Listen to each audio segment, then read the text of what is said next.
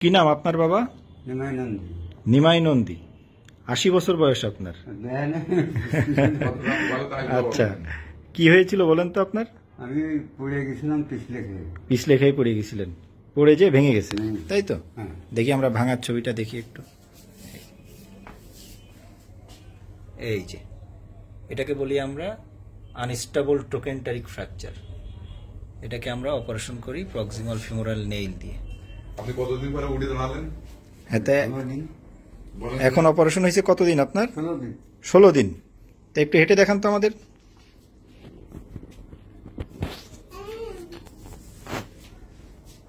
ষোলো দিনেই আপনি হাঁটতে পারছেন, তাই তো? হ্যাঁ। এই ৮০ বছর বয়সে। হ্যাঁ, দেখি কাটা কোথায়? এখনো তো সেলাই কাটা হয় নাই, না। এই ছোট্ট ছোট্ট একটু কাটা না?